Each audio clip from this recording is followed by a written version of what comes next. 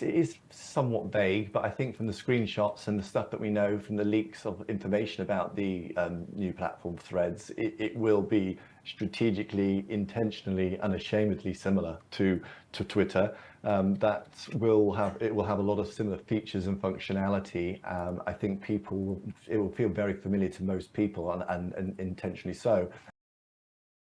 One of the aspects we're still led to believe may be part of the platform is the fact it could be decentralized and work on the what's called the activity pub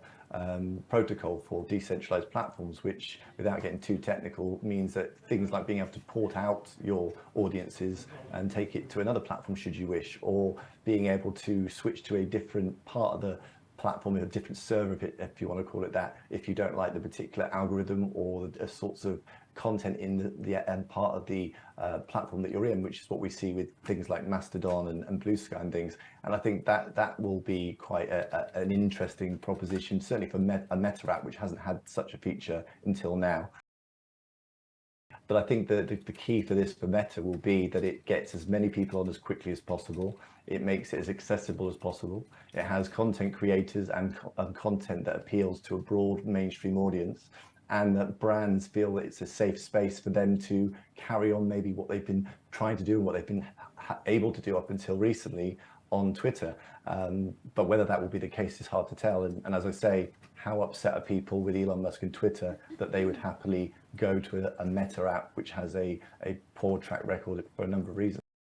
You know, if you can put aside for a moment the concerns you may have about switching to a Meta-owned app and giving them maybe more of your data, or you will be giving them more of your data, I think the key benefit, which doesn't exist with the likes of Blue Sky and Spill and others, is that ability to be able to find people that you know and like and follow on a large popular platform already. And so that connection to the Instagram social graph is going to be kind of its key selling point that will be a differentiator from other options, which is why I think many of the other rival platforms have not got the same level of traction as I think this may well get. It's hard to tell whether the upset and discontent is strong enough to make it a mass exodus, or whether it will be somewhat of a slow erosion of Twitter by Meta, and whether people will go there and stick around. And that's the test.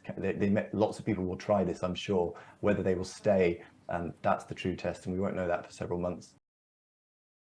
The only other thing I would add is that's going to be an interesting point in the next 24, 48 hours is going to be Elon Musk's reaction and response to this threat that has now become very immediate. Now we have a timeline of when it's launching, and given his previous behavior with Substack and being quite petulant and petty and childish with blocking of links and doing all sorts of other manner of games and tactics to limit their ability to use Twitter themselves,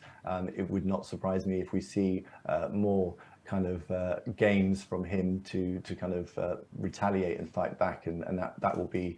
at least somewhat entertaining, if not frustrating for some users.